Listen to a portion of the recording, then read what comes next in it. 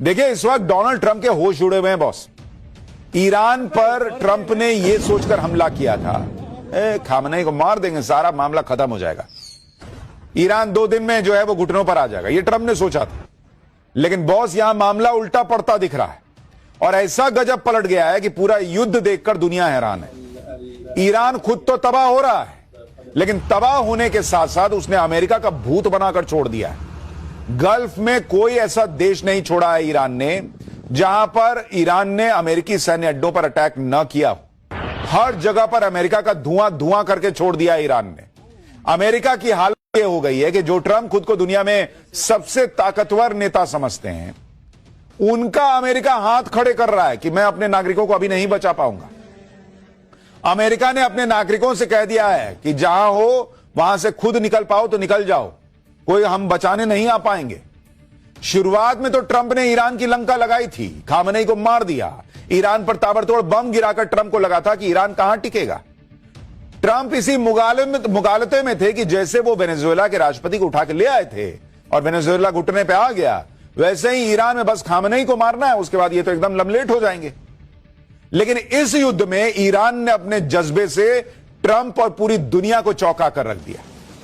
अब ट्रंप के सामने युद्ध का आउट ऑफ सिलेबस वाला सवाल आकर खड़ा हो गया है, क्योंकि ट्रंप और उसके अमेरिका ने प्लान बी पर काम ही नहीं किया था। ये इतना ओवर कॉन्फिडेंट थे कि इनको लगा हम तो कर ही देंगे 2 दिन में काम खत्म। लेकिन यहां मामला पड़ गया उल्टा। आज आपको दिखाऊंगा ईरान कैसे अमेरिका का भूत बना रहा है। ट्रंप और कंपनी को यह समझ में नहीं आ रहा कि इससे निपटना कैसे, क्योंकि सबको यही लग रहा था कि जब अमेरिका और इजराइल मिलकर ईरान को फोड़ेंगे तो ईरान क्या ही कर लेगा। दुनिया की सबसे ताकतवर आर्मी के आगे ईरान कैसे टिकेगा। लेकिन इतनी मार खाने के बाद भी ईरान लड़ रहा है। अमेरिका और इजरायली नहीं, उसके सहयोगियों को भी फोड़ रहा है। ईरान ने ट्रंप को अपनी मोज़ेक डिफेंस रणनीति से चौंका दिया है। अब यह मोज़ेक रणनीति क्या है ईरान की? कैसे बिना टॉप लीडरशिप के, बिना ऑर्डर के ईरान इस युद्ध को लंबा खींचने वाला है? कैसे ईरान के युद्ध में ट्रंप बुरी तरह फंस गए, बौखला गए, झूठ पे झूठ बोल रहे हैं, युद्ध का ठीकरा अब इजराइल पे फोड़ रहे हैं, नेटो देशों को कोसने लग गए हैं ट्रंप। आज आपको सब दिखाऊंगा। साथ ही आपको बताऊंगा कि क्या ईरान के सामने ट्रंप के हथियारों का भंडार कम कर पड़ने वाला है। क्या ईरान के सस्ते ड्रोन और मिसाइल अमेरिका के महंगे महंगे एयर डिफेंस सिस्टम को फोड़े जा रहे हैं और वो खत्म हो रहे हैं। यह युद्ध किस दिशा में जा रहा है? ईरान अमेरिका को कैसे फोड़ता चला जा रहा है?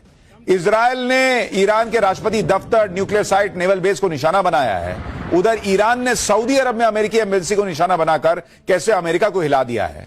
आज आपको सब दिखाने वाला हूं। एक मोर्चा और कैसे खुल गया है। इजराइल अब ईरान के साथ साथ लेबनान पर भी चढ़ाई कर रहा है, वहां भी उसने अपनी सेना उतार दी है। ईरान युद्ध में अब क्या क्या हो रहा है और ईरान ने कैसे पूरा युद्ध पलट कर रखने के लिए रख दिया है, पूरा माहौल बदल रहा है।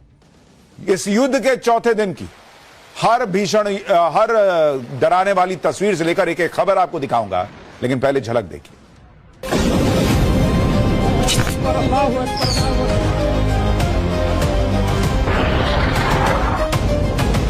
But the hardest hits are yet to come from the U.S. military. The next phase will be even more punishing on Iran.